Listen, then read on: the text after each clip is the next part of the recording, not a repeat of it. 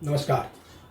क्या मोदी जी केवल एक राम भक्त हैं या कोई विशेष ईश्वरीय आशीर्वाद उन्हें प्राप्त है? तो आइए देखते हैं क्या विशिष्ट और अद्भुत समानताएं हैं प्रभु श्री राम के और मोदी जी के जीवन काल में। बाल्यकाल की बात करें तो प्रभु श्री राम का जन्म चक्रवर्ती सम्राट के परिवार में होने के बाद भी उन्हें शिक्षा दीक्षा प्राप्त करने के लिए गुरुकुल में सामान्य बच्चों के साथ भेजा गया था। वहां पर जीवन को जीने के लिए सारी व्यवस्थाएं उन्हें स्वयं जुटानी पड़ती थी, यहां तक कि उन्हें भीख मांगना पड़ी। यानी नियति को यह पता था कि जब तक हम छोटे काम नहीं करेंगे, जब तक छोटों का दुख दर्द हम समझेंगे नहीं, तब तक बड़े होने के बाद में उनके दुखों को दूर करने के उपाय नहीं किए जा सकते। मोदी जी का जीवन भी बचपन से कई कष्टों से, परेशानियों से, दुखों से गुजरा है। उनकी माता को कई परिवारों में काम करना पड़ता था, वे स्वयं भी मजदूरी करते थे, यहाँ तक कि चाय बेचना पड़ी उनको। प्रभु को यह पता था कि जब तक यहाँ पर चाय नहीं बेची जाएगी तब तक आगे चलकर चाय बेचने वाले यानी छोटे लोगों का दुखों को दूर करना संभव नहीं है। आगे प्रशिक्षण की बात करें तो राम जी का जब शिक्षा पूरी हुई तो उनको ट्रेनिंग के लिए, प्रशिक्षण के लिए गुरु विश्वामित्र के द्वारा फिर जंगल ले जाया गया, जहां पर उन्हें अस्त्र शस्त्र, योग, ध्यान आदि की शिक्षा और दीक्षा दी गई और उनको मारी स्वभाव जैसे राक्षसों का सामना करवाया गया, जिससे कि उनकी जो प्रशिक्षण है वह पूरा हो सके।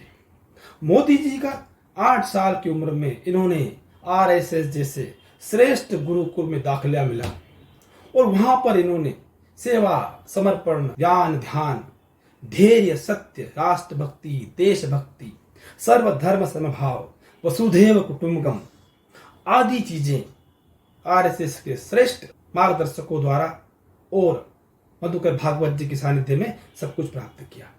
जहां तक ज्ञान, धर्म और योग की बात करें तो उन्हें स्वामी विवेकानंद जी के आदर्शों, विचारों एवं स्वामी दयानंद गिरी जी के सानिध्य में योग, ध्यान और धर्म की शिक्षा प्राप्त हुई।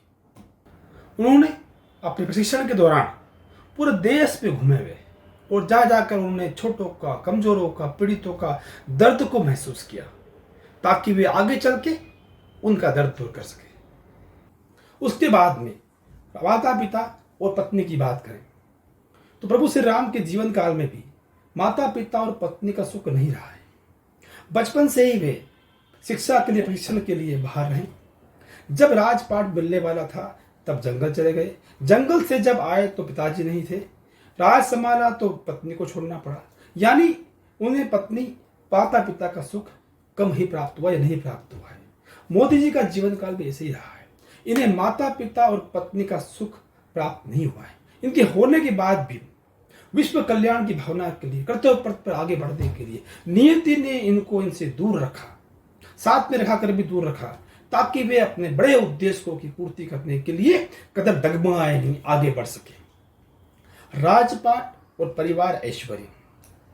प्रभु श्री राम के पास भी राजपाट सब कुछ था, परिवार था, परंतु उन्होंने विश्व कल्याण के लिए, बड़े उद्देश्य की पूर्ति करने के लिए राजपाट और परिवार को छोड़ा, जंगल गए और जंगल जाके उन्हें रावण का वध किया। जब वापस आए तब उन्होंने अपनी पत्नी को छोड़ना पड़ा। यानी प्रभु श्री राम ने कभी भी राजपाट का कम ही भोग किया है और जब जब जरूरत पड़ी तब तब राम जी ने अपने साथियों को, सहयोगियों को आगे बढ़ाया है।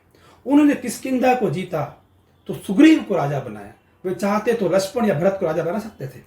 उन्होंने लंका को जीता तो विभीषण को राजा बनाया, वे चाहते तो लक्ष्मण को राजा बना सकते थे, परंतु उन्होंने ऐसा नहीं किया। मोदी जी का जीवन काल भी कुछ ऐसे ही रहा है। जब जब उनको जरूरत पड़ी, जब जब ऐसा मौका आया तो उन्होंने अपने परिवार को कभी आगे नहीं बढ़ाया। उनका परिवार एक सामान्य जीवन जीता है। उन्होंने हमेशा अपने साथियों को, सहयोगियों को उनके ज्ञान के आधार पर, नॉलेज के आधार पर, क्षमता के आधार पर उनको हमेशा आगे बढ़ाया ताकि सब मिलकर आगे बढ़े। जीवन काल की बात करें तो प्रभु श्री राम का जो जीवन रहा है वह एकदम मर्यादा पुरुषोत्तम रहा है। सादा सरल जीवन, मर्यादा पुरुषोत्तम और श्रेष्ठ विचार उनके हमेशा से रहे और ऐसे ही हमारे मोदी जी के विचार रहे। हमेशा सादा सरल जीवन रहा है, उनके विचार हमेशा श्रेष्ठ रहे। कभी उन्होंने मर्यादा को त्यागी नहीं है और धैर्य को छुड़ा नहीं है। राम जी को जब रात तिलक होने वाला था तो एक दिन पहले वनवास जाना पड़ा, वहां उन्होंने धैर्य नहीं खोया। उनकी पत्नी का अपहरण हो गया, वहां भी उन्होंने धैर्य नहीं खोया, परंतु अपने लक्ष्य की ओर बढ़ते गए और अंत में उन्होंने विश्व कल्याण के उस परम लक्ष्य को प्राप्त किया। मोदी जी को भी बचपन में कई उदाहरण सुनना पड़ी।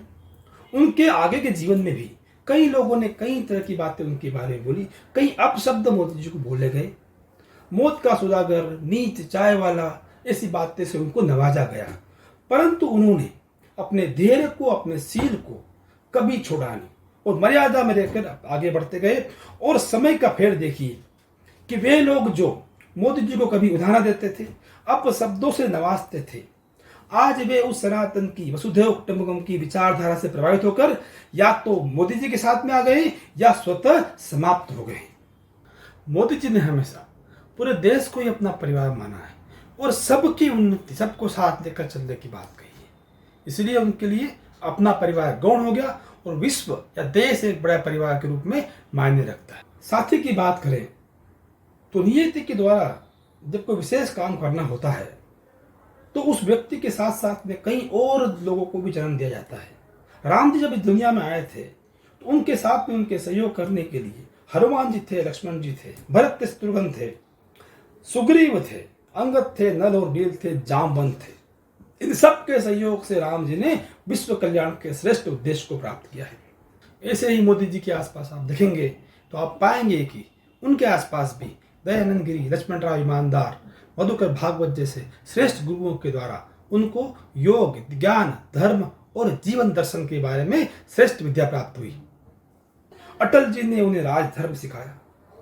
विश्वामित्र रूपी आडवाणी ने जब मोदी जी को रथ पर चढ़ाया तो ऐसे चढ़ाया कि रथ चलायमान चलता जा रहा है, चलता जा रहा है। सेनापति और निष्ठावान सहयोगी के रूप में मोदी जी के पास एक लंबी लिस्ट है जो समय समय पर हर समस्या का हल बड़े सौहार्दपूर्ण तरीके से कर लेते हैं। चाहे कोविड की बात हो, एयर स्ट्राइक की बात हो या आंतरिक मैनेजमेंट की बात हो, अपने लोगों का मैनेजमेंट की बात हो, आधारभूत संरचना की स्थापना करना हो, इन सब में इन लोगों को महारत हासिल है।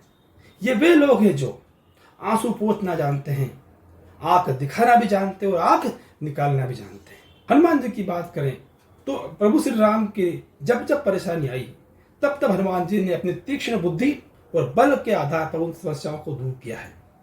चाहे सुग्रीव से मिलना हो, चाहे लक्ष्मण के लिए वेद लेके आना हो, चाहे लक्ष्मण जी के लिए संजीवनी लेके आना हो, चाहे सीता की खोज करना हो, हर बार हनुमान जी ने अपनी बुद्धि, विवेक, ज्ञान और बल के आधार पर हर समस्या का सौहार्दपूर्ण हल कर दिया है।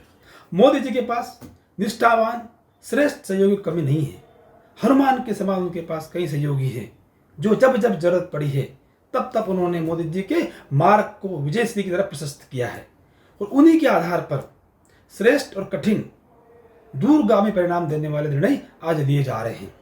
चाहे धारा 370 हो, कश्मीर की बात करें, 3 तलाक की बात करें, जीएसटी की बात करें, डीमोनेटाइजेशन की बात करें, आंतरिक सुरक्षा की बात करें, बाहरी सुरक्षा की बात करें, हर बार अपनी तीक्ष्ण बुद्धि, ज्ञान, अनुभव के आधार पर, राजनीतिक चपलता के आधार पर बड़े सौहार्दपूर्ण, प्रेमपूर्ण तरीके से इन परेशानियों को हल करके आगे का मार्ग प्रशस्त किया है। साथ ही आरएसएस के श्रेष्ठ कार्यकर्ताओं के द्वारा, निष्ठावान सहयोगियों एवं श्रेष्ठ रणनीतिकारों के द्वारा समय समय पर मोदी जी के विजय रथ को गंतव्य तक पहुंचाया गया है। उनके पास में अनाचार, अत्याचार, बुराइयों से लड़ने के लिए जहाँ सुदर्शन मौजूद है, वहीं सर्वधर्म समभाव, स्नेह और प्रेम के लिए मोहन भी है। प्रभु श्री राम के द्वारा जितनी भी लड़ाई लड़ी गई है उन सारी लड़ाइयों में जो अस्त्र साधनों का जो उपयोग था वह स्वनिर्मित था, यानी स्वयं के सहयोगियों के द्वारा, साथियों के द्वारा अपनी बुद्धि के आधार पर बनाए गए थे। चाहे बाण हो, चाहे लंका के जाने के लिए समुद्र पर पुल का निर्माण हो।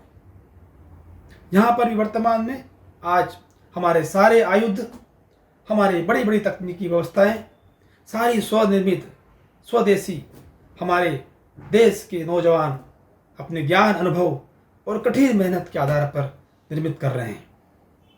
यह छोटी बात नहीं है। राम जी के बारे में भी राक्षसों के द्वारा, रावण के द्वारा कई कई तरह के अपशब्द कहे गए। उन्हें भिखारी कहा गया, नीच कहा गया, वनवासी कहा गया, परंतु फिर भी प्रभु श्री राम ने अपना धैर्य जो है वह नहीं खोया। और जब हनुमान के द्वारा, अंगद के द्वारा लंका में जाकर जब तक रामत्व का, ईश्वरत्व का एहसास उन्हें कराया नहीं गया, तब तक उसे पता नहीं पड़ा रावण को कि वास्तव में ये जगत प्रभु जगत नारायण आए हुए हैं। ऐसे ही मोदी जी के लिए भी कई देशों ने कई तरह की बातें करी गई, उनसे घृणा की जाने लगी, उन्हें अपने यहाँ पर आने से मना किया जाने लगा कि भाई आप हमारे यहाँ नहीं आ सकते, आप खराब हो, आप ऐसा हो, आप ऐसा हो। परंतु मोदी जी ने अपना धैर्य नहीं खोया और जब चल पड़े तो अंगद रूपी जयशंकर के साथ में आए। उन्होंने विदेशों में जाकर ऐसा पैर जमाया कि वे देश जो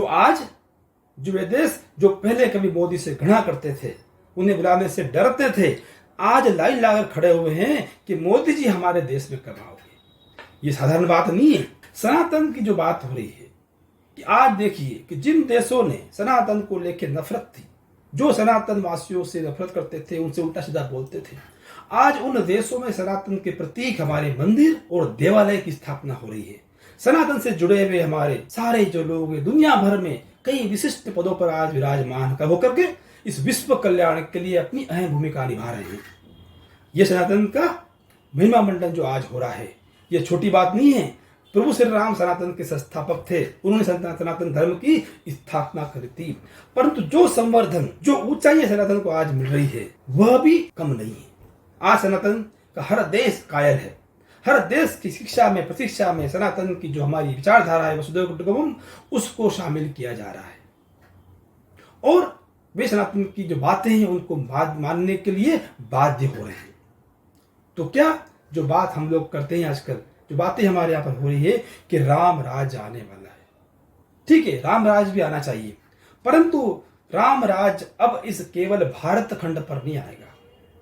राम राज अब इस पूरी दुनिया में आने वाला है। जो परिस्थितियां बन रही हैं, जो स्थितियां बन रही हैं, जिस तरह से सनातन इस पूरी धरती पर छा रहा है, उससे वह दिन दूर नहीं कि राम राज इस पूरी दुनिया में आएगा और दुनिया का प्रत्येक व्यक्ति सर्वधर्म समभाव के साथ, वसुधैव कुटुंबकम के साथ में प्रेम से, सहिष्णुता से, धैर्य से और सबको साथ लेकर के उन्नति करेगा। तो फिर बात यह होती है कि केवल मोदी जी राम के भक्त है, मोदी जी राम को लेकर के आए हैं, या कहीं ऐसा तो नहीं है कि राम जी ने मोदी जी को विशिष्ट उद्देश्य के लेके आए, यानी मोदी जी राम को लेके नहीं आए, राम जी मोदी को लेके आए। इस वीडियो में बताए गए मेरे अपने विचार हैं। इसका उद्देश्य किसी व्यक्ति विशेष, राजनीतिक पार्टी या धर्म से संबंध नहीं है। संयोग संभव है और इसका उद्देश्य यह भी नहीं है किसी का मन दुखाया जाए, दिल दुखाया जाए, और न ही इसका उद्देश्य किसी व्यक्ति विशेष को ईश्वर का दर्जा देना है। फिर भी किसी की भावनाएं अगर इससे आहत होती है तो मैं उसके लिए क्षमा चाहता हूँ। नमस्कार।